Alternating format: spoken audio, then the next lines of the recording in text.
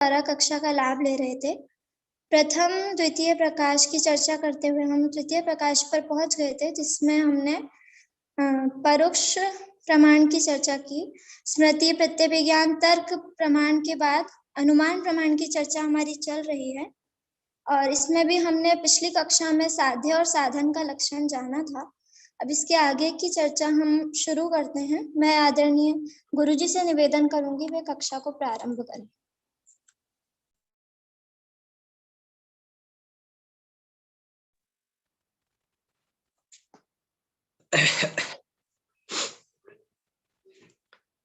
श्रीवर्धमानमर्हन्तं नत्वा बालप्रबुद्धये विरच्यते मितस्पष्ट संदर्भ न्याय दीपिका। हम सब आचार्य धर्मभूषण यति द्वारा रचित न्याय दीपिका ग्रंथ का अध्ययन कर रहे हैं, जो आज से लगभग 500 वर्ष पहले हुए हैं। इसमें न्याय का बहुत ही सरल गद्यात्मक शैली में विवेचन वर्णन किया है। इस ग्रंथ का ये बहुत बड़ा महत्व है कि ये गद्य में है। बोलचाल की गद्य में होना न्याय दीपिका का एक बहुत बड़ा गुण है। हमको आपको एक जगह लिखना चाहिए न्याय दीपिका के गुण, न्याय दीपिका के विशेष गुण, न्याय दीपिका की विशेषता। ऐसे कुछ सरल सरल हम लोग लिखते नहीं हैं, इसलिए हमको बातें कम समझ में आती है। देखो, अब तक जो न्याय के ग्रंथ थे वे या तो सूत्रात्मक थे या कारिकात्मक थे, लेकिन ये ग्रंथ गद्य में लिखा गया, पूरा गद्य में, मौलिक। कभी कहीं गद्य में कुछ थे भी तो वो टीका परक थे, सांगोपांग संक्षिप्त धारा प्रवाह नहीं थे। यही न्याय दीपिका एक ऐसा ग्रंथ है जो छोटा है, सांगोपांग है, पूरे न्याय का विवेचन करता है, और वो भी बोल चाल की सरल सुललित संस्कृत गद्य में, वार्तालाप की शैली है। ये इसका बहुत बड़ा महत्व है। तो इसको समझने से हमको बहुत लाभ होने वाला है। चलिए, हम लोग तृतीय प्रकाश, तीसरा अधिकार के हमने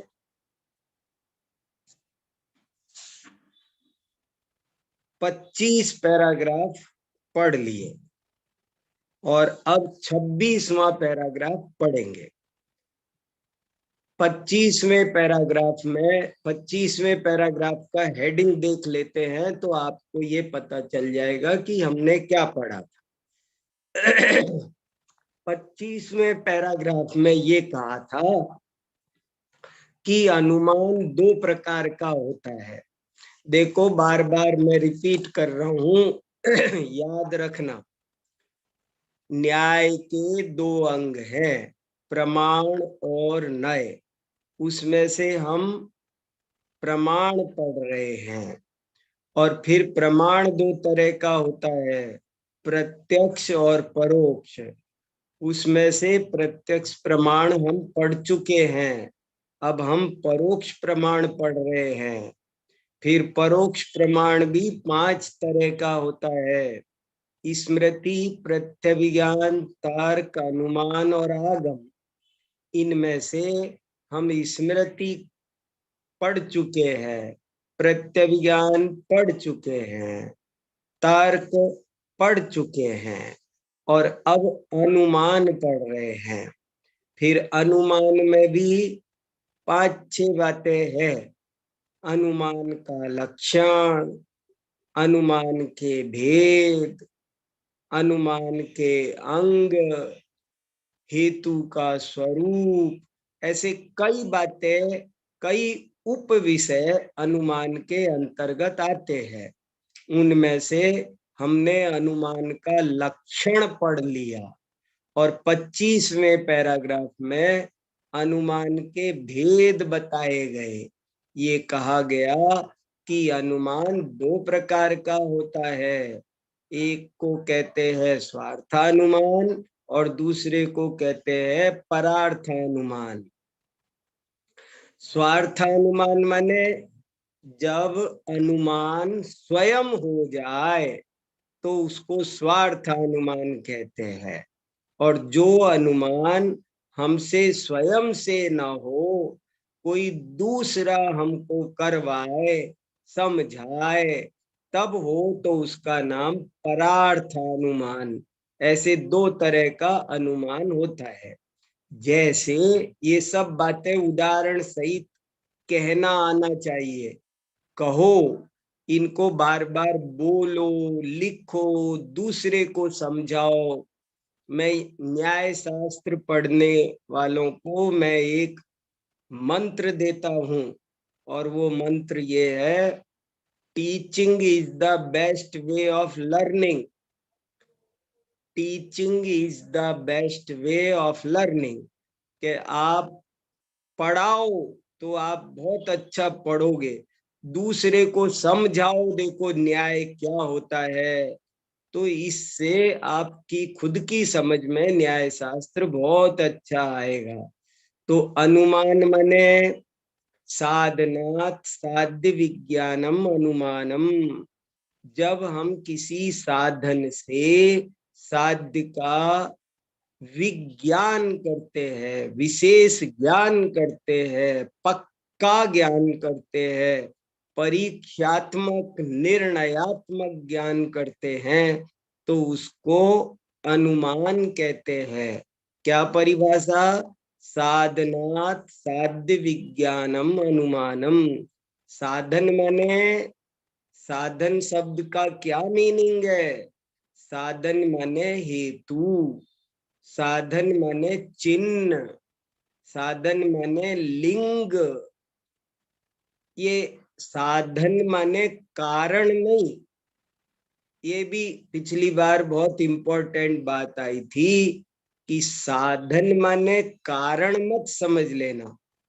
साधन माने बस ऐसा कोई भी चिन्ह, ऐसा कोई भी लिंग, ऐसी कोई भी बात जो हमारे साध्य को पक्का बताए, उसको साधन कहते हैं।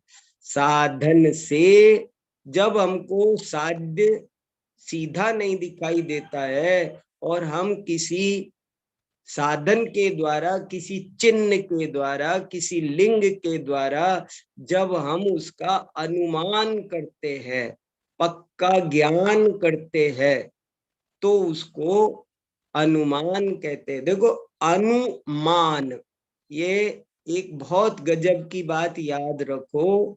माँ धातु संस्कृत में माँ का अर्थ होता है पक्का ज्ञान, मांग माने। ये इस बात को समझ जाएगा उसे बहुत आनंद आएगा। माँ माने क्या होता है, ये बहुत जरूरी बात है। जैसे ज्ञा शब्द तो आपने सुना होगा, ज्ञा माने जानना, लेकिन माँ माने भी जानना होता है। ज्ञा और माँ में क्या फर्क है? ज्ञा में तो निर्णय हो भी ना भी हो, वो एक सामान्य नाम है जानने का, लेकिन माँ धातु सही जानने का, सम्यक ज्ञान का नाम ही माँ है। और इस माँ धातु से ही प्रमाण बना है, माँ धातु से ही अनुमान बना है। अनु माने पीछे पीछे, अनु माने होता है पीछे। सीता राम का अनुगमन करती है। अनुगमन माने राम गमन करते हैं, उनके पीछे जो चले उसको अनुगमन कहते हैं।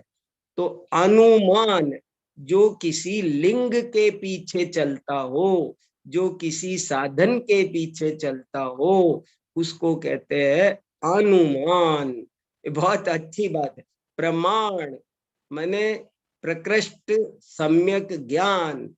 ये मानस स्तंभ होता है ना, मानस स्तंभ, बहुत लोग नहीं जानते हैं मानस स्तंभ माने क्या होता है। और जो जानते हैं वो ये जानते हैं कि मानस स्तंभ माने, मानस स्तंभ का मीनिंग लोग जानते हैं। वो समोसरण में जो मानस स्तंभ होता है ना, उसका मीनिंग लोग बताते हैं कि वो मान गल जाता है, इसलिए उसका नाम मानस स्तंभ है। लेकिन हमने एक जगह किसी प्राचीन ग्रंथ में ऐसा पढ़ा कि मानस्तंभ शब्द का अर्थ ये नहीं है जो हम बोलते हैं, मान कसाय से उसका कोई लेना देना नहीं है। वो तो मान क्या, क्रोध माया लोभ सबको गलाता है, मान कुछ नहीं। मान शब्द का अर्थ है ज्ञान। वास्तव में मानस स्तंभ का पर्यायवाची है ज्ञान स्तंभ। ज्ञान स्तंभ क्यों, ये नाम क्यों है? जो मानस स्तंभ है ना, वो एक प्रकार का समोसरण का साइन बोर्ड है। जैसे किसी दुकान का, हॉस्पिटल का, यूनिवर्सिटी का साइन बोर्ड होता है ना, बाहर बोर्ड लगा होता है दिल्ली विश्वविद्यालय, तो दिल्ली विश्वविद्यालय लिखा हुआ है, ये क्या है? ये साइन बोर्ड है कि यहाँ यूनिवर्सिटी में प्रवेश कर रहे हैं। तो मानस स्तंभ समोसरण का साइन बोर्ड है और वो ज्ञान स्तंभ है। उसका मीनिंग ये है कि आप यहाँ ज्ञान लेने आए हैं, ये ज्ञान की पाठशाला है, ये ज्ञान का स्थान है, इसलिए वो वहां भी मान शब्द का अर्थ ज्ञान है। ये बहुत लोगों को नई बात पता चल रही होगी। सब लोग आनंद से पढ़ो, नोट बनाओ, धीरे धीरे बहुत ज्ञान बढ़ेगा। देखो, तो इस तरह यहाँ भी अनुमान, शब्दों को जानोगे तो अर्थ आपको बहुत तेजी से समझ में आएगा। तो 25वें पैराग्राफ में बस इतना कहा था कि अनुमान दो तरह का होता है, स्वार्थानुमान और परार्थानुमान, और दोनों की परिभाषा बताई थी। अब 26वां पैराग्राफ हम आज शुरू करते हैं, जिसका हेडिंग है स्वार्थानुमानस्य अंग प्रतिपादनम। स्वार्थानुमान के अंगों का प्रतिपादन। कैसा भाषा है, कितनी सुंदर है। मुझे जो आनंद आता है, जो भाव भाषण होता है, वो मैं आपको ठीक से व्यक्त नहीं कर पाता हूँ, लेकिन अद्भुत है। स्वार्थानुमान का अंग प्रतिपादन, स्वार्थानुमान के अंगों का प्रतिपादन, बहुत अच्छा शब्द है प्रतिभा। चलो पढ़ते हैं। बहुत बारीकी में जाओ तो बहुत समय लगा दो, एक एक पंक्ति में, एक एक शब्द में देर लगा। चाहे तो 1 घंटे में हम एक एक पंक्ति, दो दो पंक्ति पढ़े, फिर ऐसे कब ग्रंथ पूर्ण हो। इसलिए हम लोग थोड़ी गति के साथ में पढ़ते हैं। लेकिन आपको जहां भी जो भी बातें सब समझ में नहीं आए, पूछते जाओ, खूब अच्छे से पूछो, पढ़ो, लिखो, बताते जाओ सब क्या क्या हो रहा है। चलो, अस्य च स्वार्थानुमानस्य त्रीणि अंगानि धर्मी साध्यम साधनम च। अस्य स्वार्थानुमानस्य त्रीणि अंगानि, इस स्वार्थानुमान के 3 अंग हैं। कौन 3 अंग है? 3 अंगों के नाम सुनो, धर्मी, साध्य और साधन। स्वार्थानुमान के कितने अंग होते हैं? तो उत्तर देते हैं कि स्वार्थानुमान के 3 अंग होते हैं, धर्मी, साध्य और साधन। तत्र साधनम गमकत्वेन अंगम, साध्यम तु गम्यत्वेन। क्या देखो, गमक और गम्य क्या होता है, अब इसको समझो। जो नए बच्चे होते हैं उनको कई बार शब्द भी परेशान करते हैं। गमक और गम्य, गमक और गम्य माने क्या होता है? गमक माने बताने वाला, और गम्य माने जो चीज बताई जा रही है। दो चीज होती है, एक गमक, गमक गम धातु का अर्थ होता है ज्ञान, गम माने भी ज्ञान होता है। जितनी भी गमनार्थक धातु होती है वे सब ज्ञानार्थक भी होती है। इसलिए यहाँ कहा कि देखो, क माने क्या होता है? जैसे लेखक, लेखन करने वाला, संपादक, क फॉर करने वाला, प्रकाशक, प्रकाशक माने प्रकाशन करने वाला। तो वही यहाँ कह रहे हैं कि गमक, गमक माने गम माने ज्ञान, और क माने कराने वाला, गमक माने ज्ञान कराने वाला। और गम्य, गम्य माने ज्ञेय, जो ज्ञान, जिसका ज्ञान कराया जाता है। जैसे देखो, ऐसे समझो, उदाहरण से फिर समझते हैं, फिर वापस आएंगे। जैसे हमको किसी पहाड़ में अग्नि का निर्णय करना है, तो अग्नि तो क्या है? गम्य, गम्य। और जो धुआं है वो क्या है? वो गमक है। धुआं उसको बताता है, धुआं उसको, उसका ज्ञान कराने वाला है, और जिसका ज्ञान किया है वो चीज है गम्य। अग्नि गम्य है, धुआं गमक है। तत्र साधनम गमकत्वेन अंग्यम, साध्यम तु गम्यत्वेन। साध्य गम्य होता है और साधन गमक होता है। देखो कितना बढ़िया, साधनात् साध्य विज्ञानम अनुमानम। तो कह रहे साधन गमक है और साध्य गम्य है। देखो भैया, अनुमान का प्रकरण चल रहा है, और अनुमान का प्रकरण समझ में नहीं आया तो न्याय कुछ नहीं समझ में आया। इसको थोड़ा सावधानी से, धर्मी पुनः साध्य धर्माधारत्वेन, और तीसरा अंग है धर्मी। देखो 3 अंग कहे, धर्मी, साध्य और साधन। तो धर्मी क्या है? धर्मी तो साध्य रूप धर्म का आधार होता है, और साधन गमक होता है, और साध्य वो गम्य होता है। फिर वैसे ही फिर उदाहरण पे चलो।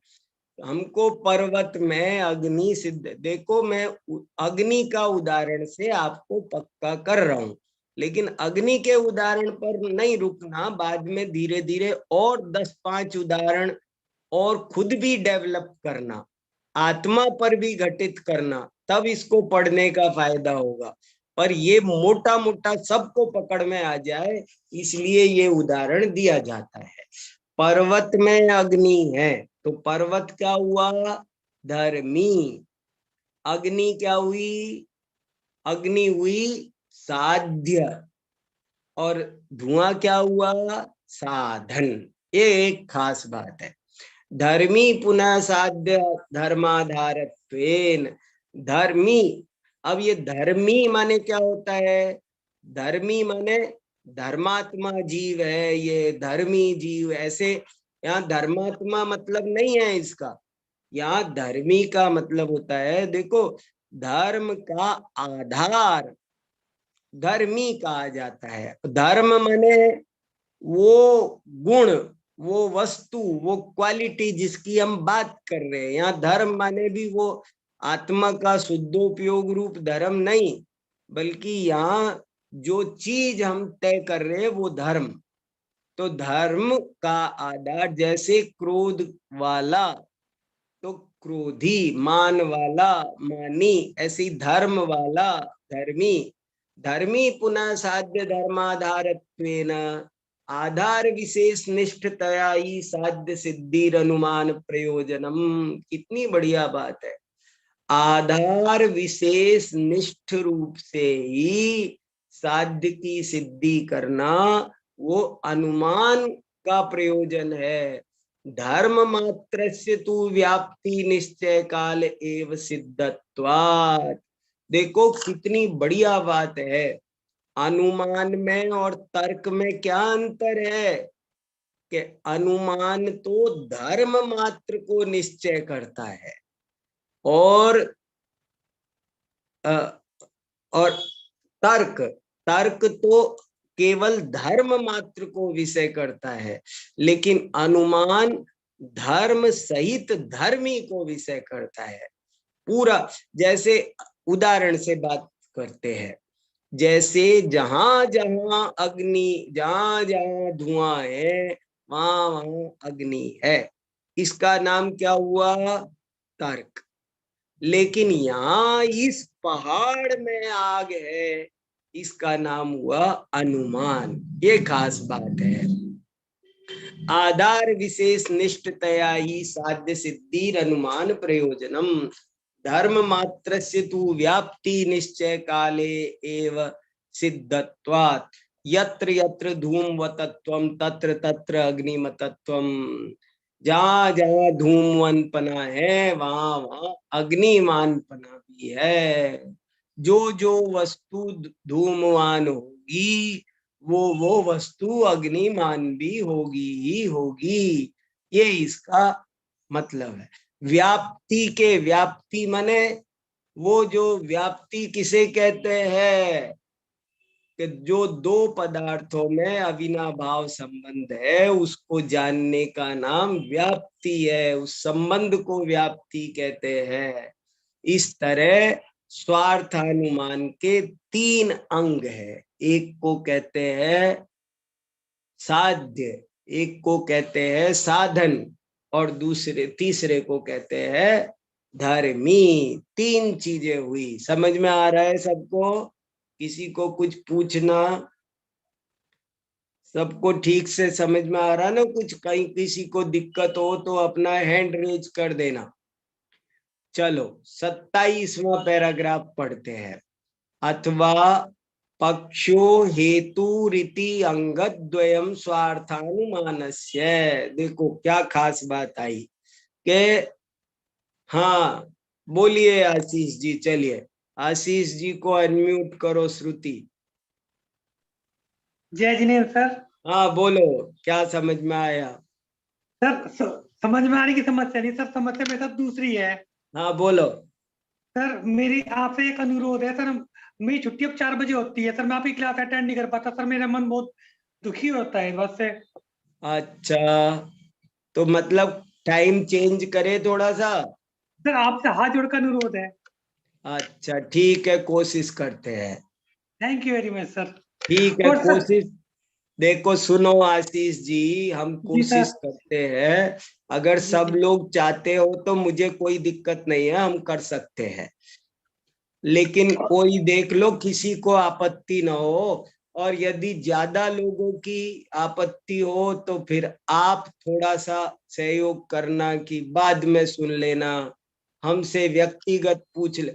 देखो ये अपनी कक्षा चल रही है, जितने भी लोग सुनते हैं वे सब हमसे जितना ज्यादा जुड़ेंगे उनको उतना ज्यादा लाभ होगा।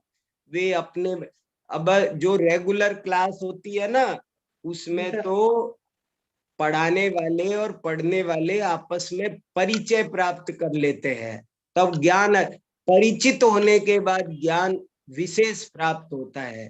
तो ऐसे ही अपन कर सकते हैं। चलो दीपाली जी भी कह रही हैं 4 बजे, तो हम 4 बजे ही जो के कोई दिक्कत नहीं है। हम जरा चैनल वालों से बात करेंगे और अभी जो भी डिसीजन होगा वो आपको ग्रुप पर भेज देंगे। और कौन? हाँ सर एक चीज और कहना चाहता सर, सर आपने जो है ना हमें विद्वानों के बारे में जानकारी दी सर वो मुझे बहुत अच्छी लगी सर। सर एक छोटी सी रिक्वेस्ट ये है, कहते हैं ना उमा स्वामी जी हैं, आचार्य कुंकु स्वामी है, कहती वैष्णवाचार्य, सर थोड़ा सा आचार्यों के बारे में और बता दीजिए प्लीज। बराबर बराबर, वेरी गुड। वो हमारे प्लान में है, हमारी योजना में बना हुआ है। अभी जो विद्वानों का क्रम चल रहा है, इसलिए हमने सोचा कि थोड़ा सा उनका थोड़ा मुख्य उनका हो जाए, इसलिए हम उनका चल रहा है। वो होने के बाद में आचार्यों का भी करेंगे। बहुत अच्छा सुझाव है, बहुत धन्यवाद आपको। सर आपने जो जानकारी दी सर, मेरी कल्पना से भी बाहर थी sir. Thank you thank you. Thank you sir, चलो, थैंक यू। और कौन क्या कह रहा है, सुनाओ अच्छी बात। गुरुजी, हाँ बोलो। नमो जी नाम। नमो जिनाणम, बोलिए बोलिए बहन जी। हाँ आपने कहा ना माँ माने पक्का ज्ञान, हाँ क्या माने जानना।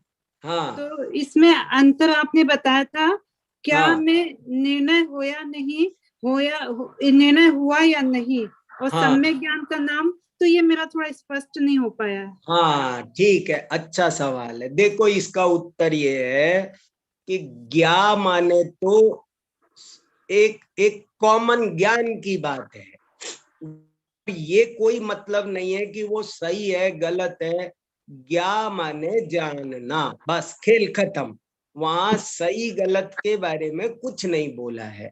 लेकिन माँ माने सही जानने का ही नाम मान है, गलत जानने का नाम मान नहीं है। ये फर्क है। देखो और एक मिनट सुनो जरा सा, कि एक शब्द है ज्ञाता, एक है प्रमाता, एक है ज्ञान, एक है प्रमाण, एक है ज्ञेय, एक है प्रमेय। तो इनमें रियली कोई अंतर नहीं है। ज्ञान कोई दूसरा नाम प्रमाण है, ज्ञाता का ही दूसरा नाम प्रमाता है, ज्ञेय का ही दूसरा नाम प्रमेय है, ज्ञप्ति का ही दूसरा नाम प्रमिति है। लेकिन जरा सा फर्क है।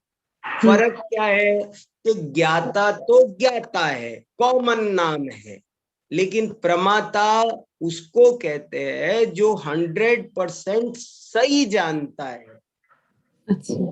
ये फर्क है बस। माँ और ज्ञान में यही फर्क है कि वो बिल्कुल सही होना चाहिए, तभी उसको हम मान कह सकते हैं। मैं मान माने अभिमान नहीं, घमंड नहीं, मान माने ज्ञान। जी बहुत अच्छा, बहुत बढ़िया। सर एक प्रश्न मेरा है कि हाँ बोलो ये जो बोलो श्रुति। ये साध्य और धर्मी ये स्वार्थानुमान के अंग का है, मतलब ये तो अनुमान में ही होते हैं ना, पूरे अनुमान में, तो खाली स्वार्थानुमान के अंग क्यों बोलते? वेरी गुड, बहुत अच्छा सवाल है। मैं इसका उत्तर अभी इसलिए नहीं दे रहा था कि थोड़ी देर बाद परार्थानुमान का टॉपिक आएगा, तब ये बात क्लियर होगी। जब परार्थानुमान के अंग बताएंगे तब ये बात क्लियर होगी कि वहां पर 5 अंग बताए जाएंगे। परार्थानुमान के 5। वहां वहां समझाने वाला कोई और है, समझने वाला कोई और है। और स्वार्थानुमान में क्या हो रहा है, कोई समझाने वाला दूसरा नहीं है, हम खुद समझ रहे हैं। तो हमें जब स्वयं समझना हो तो 3 ही अंग होते हैं बस। लेकिन जब हमको कोई दूसरा समझाएगा, परार्थानुमान होगा, तो वहां पर 3 नहीं और भी कुछ दूसरे होंगे, जिनकी बात अभी अपन जब आगे अभी परार्थानुमान का टॉपिक आएगा ना, तो आपको बहुत अच्छे समझ में आएगी। और नहीं आए तो तब मुझे फिर से याद दिला देना। Very good. दीपाली जी ने भी कोई प्रश्न पूछा था, मैं भूल गया। उनकी समझ में आया कि नहीं? नहीं आया हो तो पूछ सकती हैं। जी जय जिनेन्द्र गुरु जी। जय जिनेन्द्र। हाँ बोलिए। जी मैंने अन्यथा अनुपपत्ति पे पूछा हाँ था। याद आ गया, याद आ गया। Very good, very good. वो प्रश्न ये है कि अन्यथानुपपत्ति शब्द का क्या अर्थ है। अन्यथानुपपत्ति, तो मैंने बताया इसको पहले बहुत अच्छे से सीधे सीधे समझो। उपपत्ति शब्द प्राप्ति का पर्यायवाची है। प्राप्ति बोलो या उपपत्ति बोलो, एक ही बात है। उपपत्ति माने प्राप्ति, होना, होना, विद्यमान। और अनुपपत्ति, अनुपपत्ति माने नहीं होना, अविद्यमान। और अन्यथा माने अदरवाइज, अन्यथा माने अदरवाइज। कहते हैं ना, तुम आ जाना, अदरवाइज तुम पर जुर्माना लगेगा। ये पुस्तक 7 दिन में लाइब्रेरी में जमा कर देना, अन्यथा 10 रुपए पेनल्टी लगेगी। तो अन्यथा माने ये जो नियम है वो नहीं माना तो अन्यथा अनुपपत्ति। धुआं के साथ अग्नि की व्याप्ति है, अग्नि, धुआं के साथ अग्नि की उपपत्ति है। और अन्यथा अनुपपत्ति, यदि अग्नि ना हो तो धुआं नहीं हो सकता। ये इसका अन्यथा का मतलब है अग्नि के अभाव में। धुआं अग्नि के होने पर ही होता है। इसके 2 नाम है, एक तथोपपत्ति भी है और एक अन्यथानुपपत्ति भी है। तथा उपपत्ति, एक ही चीज को पॉजिटिव वे में कहते हैं, फिर नेगेटिव वे में कहते हैं। धुआं अग्नि के होने पर, अभी 4 उदाहरण मत लो, अभी एक उदाहरण को पकड़ करके पूरा अनुमान समझ जाओ। बाद में अपन और 10-20 उदाहरण अलग से कॉपी में लिखेंगे, एक लेख बनाएंगे। लेकिन अभी एक उदाहरण को पकड़ो, क्योंकि अनुमान का प्रकरण जटिल है और इसको समझने के लिए एक उदाहरण पे घटित करेंगे तो पूरी बात समझ में आएगी। धुआं अग्नि के होने पर ही होता है, इसका नाम है तथोपपत्ति।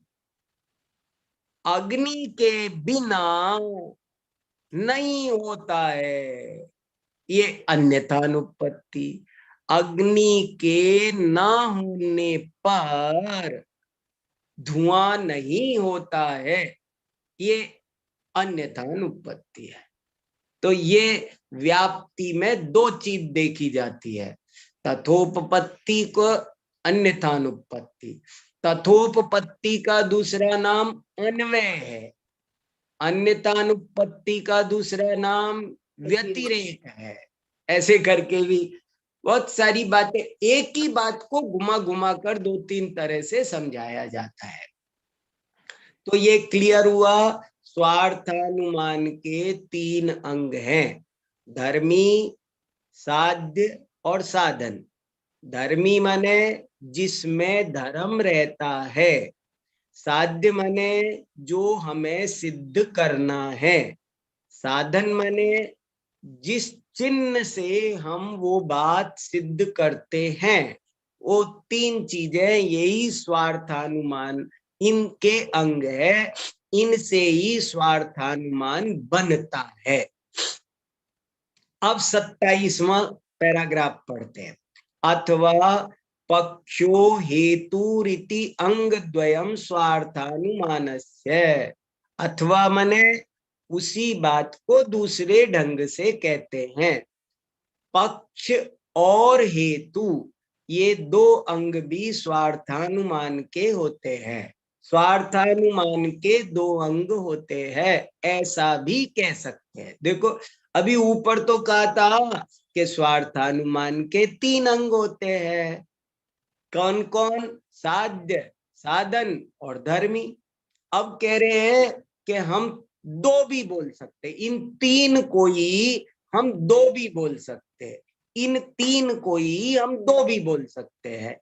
कौन 2 बोल सकते हैं? पक्ष और हेतु। हेतु माने हेतु और साधन एक ही बात है, हेतु साधन का दूसरा नाम है। और पक्ष माने, पक्ष का मतलब है साध्य और धर्मी दोनों के मेल को ही धर्मी का, धर्मी माने धर्म सहित, धर्मी पक्ष, हमारा पक्ष। देखो पक्ष क्या होता है, जैसे मैं कहूं कि उस पर्वत में अग्नि है, तो मेरा पक्ष क्या हुआ, ना तो पर्वत पक्ष है ना अग्नि पक्ष है, बल्कि पर्वत में अग्नि है, ये पक्ष हुआ। समझ में आई मेरी बात? पर्वत, डिस्प्यूट किस बात पर है, विवाद किस बात पर? मैंने बोला सामने पर्वत पर अग्नि है, तो विवाद की बात क्या है, डिस्प्यूट होगा तो किस बात पे हो? अग्नि है इस पर भी डिस्प्यूट नहीं है, और पर्वत है इस पर भी डिस्प्यूट नहीं है। डिस्प्यूट इस बात पर है कि पर्वत में अग्नि है। तो ये इस पूरी बात को कहते हैं पक्ष, पर्वत में अग्नि है, इतनी बात का नाम पक्ष है। क्योंकि वहां धुआं है, इसका नाम है हेतु। देखो एक और बात याद रखो, अनुमान वाक्य, एक जगह नोट कर लो, अनुमान वाक्य। अनुमान वाक्य किसे कहते हैं? अनुमान वाक्य 2 4 10 अनुमान वाक्य लिखना चाहिए, जैसे उस पर्वत में अग्नि है क्योंकि वहां धुआं है, ये हो गया एक अनुमान वाक्य। मैं आत्मा हूं क्योंकि मुझ में ज्ञान है, ये हो गया अनुमान वाक्य। और अनुमान वाक्य में क्या चीज होती है? अनुमान वाक्य में 2 चीज होती है, एक को कहते हैं पक्ष, दूसरे को कहते हैं हेतु। हर अनुमान वाक्य में 2 चीज डेफिनेटली होती है, अदरवाइज वो अनुमान वाक्य नहीं बनेगा। आज बारिश होगी क्योंकि काले बादल हैं, ये हुआ अनुमान है। तो आज बारिश होगी, अब देखो आज बारिश होगी, बारिश होगी ये नहीं है हमारा पक्ष, कभी भी होगी उससे क्या मतलब है, आज बारिश होगी। तो ये जो आज और ना आज पर कोई डिस्प्यूट है, जो विवाद का विषय है वो न तो आज है न बारिश है, बल्कि आज और बारिश दोनों का कॉम्बिनेशन है, और इस कॉम्बिनेशन को ही कहते हैं पक्ष। और जो हमने उसके लिए जो हेतु दिया है वो है उसका दूसरा अंग, क्योंकि कह करके जो हम लगाते हैं वो होता है हेतु। मैं थोड़ा सा इसलिए शांति से चल रहा हूं कि ये टॉपिक नहीं समझा तो बहुत न्याय दीपिका कमजोर रह जाएगी, इसलिए इसको थोड़ा अच्छे से समझना जरूरी है। अथवा पक्षो हेतु रीति अंग द्वयम स्वार्थानुमानस्य, ये सब थोड़ा सा ये प्रैक्टिस वाला टॉपिक आया है। आपको 10 अनुमान वाक्य लिखने चाहिए, फिर उन अनुमान वाक्यों पर अंडरलाइन कर करके लिखना चाहिए, ये पक्ष हुआ, ये हेतु हुआ, ये धर्मी हुआ, ये साध्य हुआ, ये साधन हुआ। हमको 3, अब जैसे कोई भी चीज, मैं आत्मा हूं क्योंकि मुझ में ज्ञान है, तो ये क्या हुआ, पेड़ जीव हैं क्योंकि उनमें चेतना है, ये अनुमान वाक्य है। जितने भी क्योंकि वाले वाक्य होते हैं वे अनुमान वाक्य होते हैं। पेड़ जीव है क्योंकि उसमें चेतना है। अब यहां पर घटित करके बताओ, हेतु क्या हुआ, क्योंकि चेतना है, ये हुआ हेतु। और पक्ष क्या हुआ, पेड़ जीव है। अब पेड़ जीव है में भी क्या, न पेड़ में कोई दिक्कत है न जीव में कोई दिक्कत है, लेकिन पेड़ जीव है क्या, इस पर डिस्प्यूट है। इसलिए पेड़ क्या हुआ, धर्मी, और पेड़ में जीवत्व ये हुआ हमारा साध्य। हमारा साध्य क्या हुआ, जैसे मैं बोलूं जल जीव है, पानी जीव है, चींटी जीव है, तो ये क्या हुआ, चींटी में जीवत्व की सिद्धि, ये हुआ हमारा पक्ष। चींटी है धर्मी और चींटी में जीवत्व हुआ साध्य, और चींटी में जीवत्व की सिद्धि ये हुआ पक्ष। और हेतु क्या हुआ, क्योंकि उसमें चेतना पाई जाती है, क्योंकि वह सुख दुख की अनुभूति करती है। ऐसे जरा 5-7 थोड़ी सी मेहनत अभी कर ली तो हमेशा के लिए बहुत आराम हो जाएगा, अनुमान इतना अच्छा समझ में आ जाएगा। अथवा पक्षो हेतु रीति अंगत द्वयम स्वार्थानुमानस्य, अथवा पक्ष और हेतु ये दो अंग हैं स्वार्थानुमान के, हम ऐसे भी कह सकते हैं। क्योंकि साध्य धर्म विशिष्टस्य धर्मिणः पक्षत्वात्, क्योंकि जो साध्य धर्म है उससे विशिष्ट, विशिष्ट माने होता है सहित। अब संस्कृत में विशिष्ट पढ़ते हैं तो हम परेशान होते हैं, हिंदी में उसका अनुवाद है सहित, युक्त, धर्म से युक्त, धर्म से सहित वस्तु को धर्मी कहते हैं। समझना, धर्म से सहित, जैसे मैंने बोला ना, पेड़ में चेतना है, पेड़ में जीवत्व है, तो जीवत्व हो गया धर्म और पेड़ हो गया धर्मी।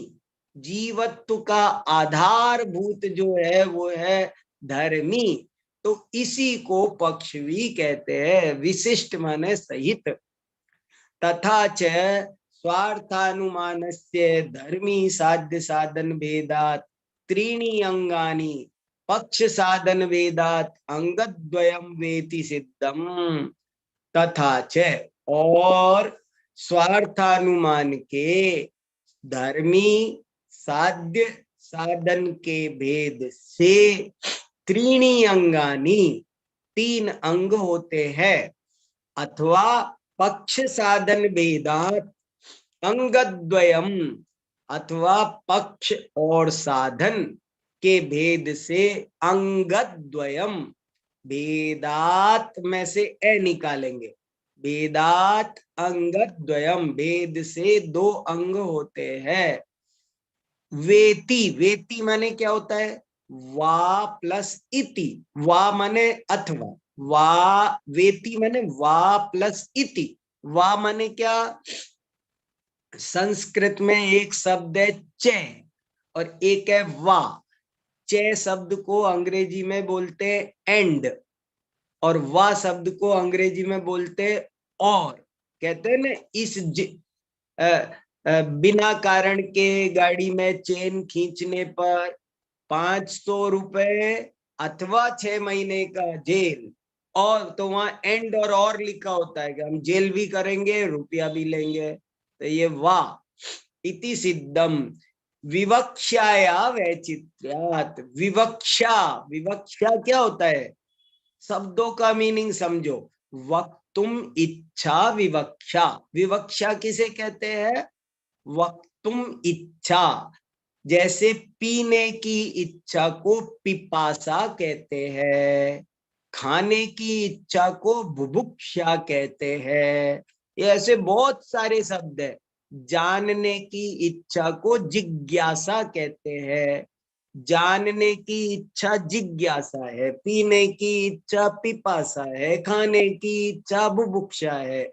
ऐसे ही बोलने की इच्छा को विवक्षा कहते हैं।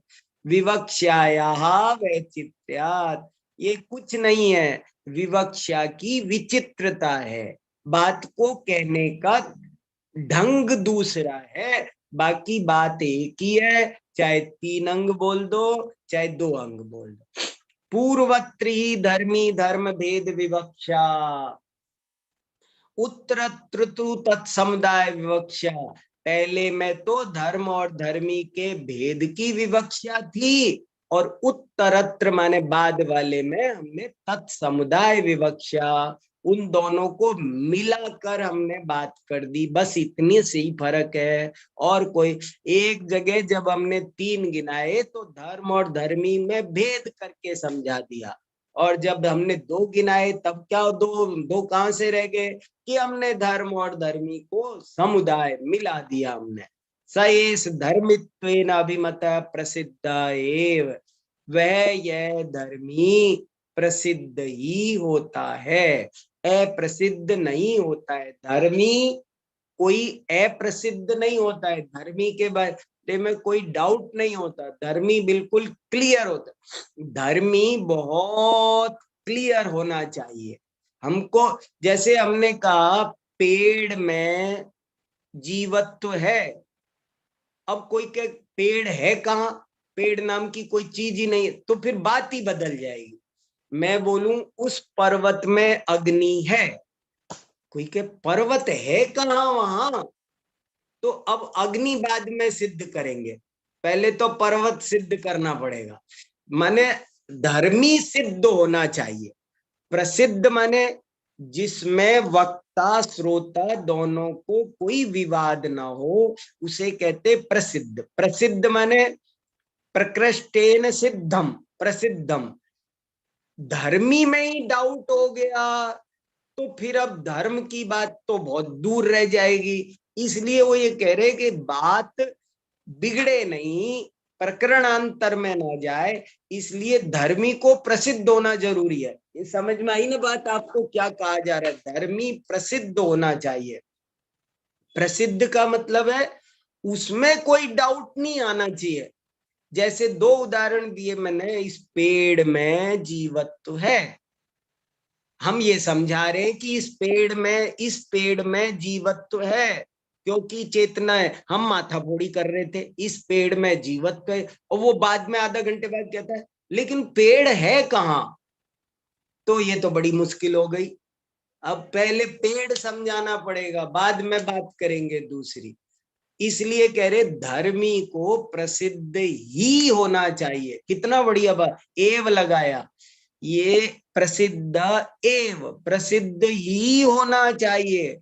तदुक्तम अभियुक्त ही, वही कहा है अभियुक्त ने। देखो अभियुक्त माने क्या होता है, आजकल क्या किसको कहा जाता है अभियुक्त माने? जैसे कोई आजकल शब्द का मीनिंग बदल गया। आज अभियुक्त का मतलब है जिस पर मुकदमा चल रहा है, आरोपी है, अपराध का अपराधी है, उसको अभियुक्त। लेकिन यहाँ अभियुक्त शब्द बहुत प्यारा है। अभियुक्त शब्द का अर्थ होता है विद्वान। अभियुक्त माने ज्ञानी, जिसमें ज्ञान का योजन हो गया है, वो अभियुक्त है। तो विद्वान आचार्य को ये अभियुक्त शब्द का अर्थ है माणिक्य नंदी आचार्य। तदुक्तम अभियुक्त ही, कि वही बात कही है किसने? माणिक्य नंदी आचार्य ने। क्या कहा? प्रसिद्धो धर्मी इति परीक्षा। परीक्षा माने परीक्षा मुख, यहाँ परीक्षा लिखा है पर परीक्षा यहाँ डॉट लगनी चाहिए थी या पूरा लिखना चाहिए था। परीक्षा मुख तीसरा परिच्छेद का 27वां सूत्र है कि धर्मी तो प्रसिद्ध ही होता है। अगला, धर्मिण त्रिधा प्रसिद्धेर निरूपणम। धर्मी 3 तरह से प्रसिद्ध होता है, माने धर्मी होता प्रसिद्ध ही है। प्रसिद्ध का उल्टा क्या हुआ? असिद्ध नहीं होता, संदिग्ध नहीं होता, डाउटफुल नहीं होता, वो क्लियर होता है, उस पर कोई डिस्प्यूट नहीं होता, उस पर कोई बात नहीं कर। जैसे कोई कहे कि दिल्ली में प्रधानमंत्री हैं, दिल्ली में प्रधानमंत्री हैं, तो दिल्ली पर डाउट नहीं है, दिल्ली में प्रधानमंत्री पर डाउट है। दिल्ली पर डाउट हो गया, दिल्ली नाम का कोई शहर है क्या साहब? कोई है ही। तो अब हमारा टॉपिक, हमारी बात का ट्रैक चेंज हो जाएगा फिर। इसलिए कहा धर्मी को प्रसिद्ध होना चाहिए ताकि हमारी बात का ट्रैक ना बदले। प्रसिद्धत्वं च धर्मिणा क्वचित प्रमाणात् क्वचित विकल्पात् क्वचित प्रमाण विकल्पाभ्याम। धर्मी की प्रसिद्धि तीन तरह से होती है, कहीं प्रमाण, क्वचित माने कहीं, कभी कभी तो प्रमाण से होती है, क्वचित विकल्पात, कभी विकल्प से होती है, और क्वचित प्रमाण विकल्पाभ्याम। ये प्रमाण विकल्प शब्द मिलकर लिखा हुआ होना चाहिए था। कभी प्रमाण और विकल्प दोनों से धर्मी की प्रसिद्धि होती है। धर्मी की प्रसिद्धि तीन तरह से होती है। देखो बात क्या चल रही है, क्यों उठाना पड़ा ये मुद्दा? इसलिए उठाना पड़ा कि बौद्ध आदि कुछ दर्शन धर्मी को प्रसिद्ध नहीं मानते हैं। अभी आगे आएगा, मैं तब थोड़ा क्लियर करूंगा। अभी अपन जरा सा और पढ़ते हैं। प्रसिद्धत्वं च धर्मिणः क्वचित प्रमाणात्। धर्मी तीन तरह से प्रसिद्ध होता है। अभी याद रखो जरा सा, धर्मी की प्रसिद्धि तीन तरह से होती है। नंबर 1 प्रमाण से, नंबर 2 विकल्प से, और नंबर 3 प्रमाण विकल्प दोनों से। उभय उभय, प्रमाण सिद्ध धर्मी, विकल्प सिद्ध धर्मी, या उभय सिद्ध धर्मी, तीन तरह का होता है। चलो अभी आगे क्लियर होगा। तत्र उनमें से प्रत्यक्षादि अन्यतम अवधृतत्वम प्रमाण प्रसिद्धत्वम, के उनमें से प्रत्यक्ष आदि में से अन्यतम, अन्यतम माने कोई एक, अन्यतम माने क्या होता है? ये भी बहुत कम लोगों को शब्दों का ज्ञान होना चाहिए। अन्यतम, अन्यतम माने कोई एक, दो में से कोई एक लेना हो, तीन में से, चार में से कोई एक लेना हो, तो उसको कहते हैं अन्यतम। प्रमाण बहुत सारे हैं, प्रत्यक्ष, स्मृति, प्रत्यभिज्ञान, किसी एक के द्वारा। प्रत्यक्ष आदि अन्यतम अवधृतत्वम, प्रत्यक्ष आदि किसी एक के द्वारा अवधृत निर्णय करना, अवधृत धारण करना, निर्णय करना, जानना, वो प्रमाण प्रसिद्धत्व है। अनिश्चित प्रामाण्य अप्रामाण्य प्रत्यय गोचरत्व विकल्प प्रसिद्धत्वम, के जिसका प्रामाण्य और अप्रामाण्य अनिश्चित हो, डाउटफुल हो। न प्रामाण्य निश्चित है, न दोनों ही चीज निश्चित नहीं है, न वो है कि नहीं है, प्रमाण है कि नहीं है, तो ऐसी स्थिति को विकल्प कहते हैं। देखो विकल्प सिद्ध का मतलब खासकर क्या होता है, आप ऐसा समझ लो, परीक्षा में दो तरह के प्रश्न आते हैं। एक विकल्पात्मक प्रश्न आते हैं। विकल्पात्मक प्रश्न में क्या होता है, उत्तर वहीं दिया हुआ होता है, आप नया उत्तर नहीं दे सकते, आप उनमें से ही एक सेलेक्ट कर सकते हैं। आपको एक्स्ट्रा बताने की जरूरत नहीं है। अगर वहां दिया हुआ है यस और नो, तो आपको उस दो में से ही देना पड़ेगा कुछ ना कुछ। ये इसको कहते हैं विकल्प से। विकल्प का मतलब है कल्पना। विकल्प शब्द का यहाँ मुख्य अर्थ है, ये भी जानना जरूरी है। विकल्प माने क्या? एक ही शब्द के बहुत अर्थ होते हैं, विकल्प शब्द के बहुत अर्थ होते हैं। यहाँ पर विकल्प शब्द का अर्थ है कल्पना, कल्पना। तो विकल्प सिद्ध भी होता है। विकल्प प्रसिद्धत्वम तद द्वय विषयत्वम प्रमाण विकल्प प्रसिद्धत्वम, और उन दोनों को विषय करना वो हुआ प्रमाण और विकल्प सिद्ध। अभी आता है, देखो उदाहरण बता रहे हैं। प्रमाण सिद्धो धर्मी यथा, तीनों का उदाहरण नोट करो। प्रमाण सिद्ध धर्मी किसे कहते हैं? कि जैसे धूमवत्वात् अग्निमतत्वे साध्ये पर्वतः, जैसे जब हम अग्नि सिद्ध करते हैं धुआं के उदाहरण से, तो जो सामने पर्वत है वो प्रमाण सिद्ध है। तीन चीजें लिख लो, एक लिखो प्रमाण सिद्ध, एक लिखो विकल्प सिद्ध, एक लिखो उभय सिद्ध। प्रमाण सिद्ध धर्मी क्या होता है? जैसे कि धुआं के द्वारा अग्नि को सिद्ध करते टाइम पर्वत से खलु प्रत्यक्षेण अनुभूयते, क्योंकि वो प्रत्यक्ष से उसका अनुभव हो जाता है। विकल्प सिद्धो धर्मी यथा, और विकल्प सिद्ध धर्मी क्या हुआ?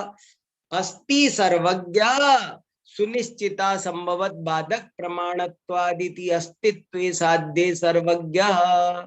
सर्वज्ञ है या नहीं है, यहाँ पर ये विकल्प सिद्ध धर्मी है। यस और नो की बात होनी है, और कोई बात नहीं है, इसमें कोई और धर्मी नहीं है। इसमें ये केवल विकल्प से, विकल्प अस्ति नास्ति। अभी इसको और खुलासा हम अगली क्लास में करेंगे, क्योंकि समय लगेगा इसमें। मैं अभी पढ़ना चाहता हूँ, थोड़ा मोटा मोटा याद रहे। अथवा खर विषाणम नास्ति, खर माने गधा, विषाण माने सींग। खर विषाण माने गधे का सींग नहीं होता है। ऐसे जब हम नास्तित्व सिद्ध करते हैं तो खर विषाण ये भी विकल्प सिद्ध धर्मी है। प्रमाण सिद्ध धर्मी हुआ पर्वत, विकल्प सिद्ध धर्मी हुआ सर्वज्ञ की सत्ता या खर विषाण की असत्ता। खर विषाण माने गधे के सींग, गधे के सींग होते हैं क्या? ये असत्ता सिद्ध करनी है। कैसे? सर्वज्ञो ही अस्तित्व सिद्धे प्राक न प्रत्यक्षादि प्रमाण सिद्धम सिद्ध अपितु प्रतीति मात्र सिद्ध। सर्वज्ञ है वो जब तक अस्तित्व सिद्धि नहीं हो जाती, अस्तित्व सिद्धि से पहले पहले, ये यस्तित्व क्यों लिखा है? सर्वज्ञो ही प्लस अस्तित्व। सर्वज्ञ अस्तित्व सिद्धि से प्राक मन पहले, प्रत्यक्ष आदि प्रमाण से सिद्ध नहीं है, अपितु प्रतीति मात्र सिद्ध है। वो केवल प्रतीति मात्र सिद्ध है। इति विकल्प सिद्धोयम, इस प्रकार ये विकल्प सिद्ध है। थोड़ा सा स्क्रीन पर टेक्स्ट आगे बढ़ाओ श्रुति। प्रतीति मात्र सिद्ध, ठीक है ना? प्रतीति मात्र सिद्ध।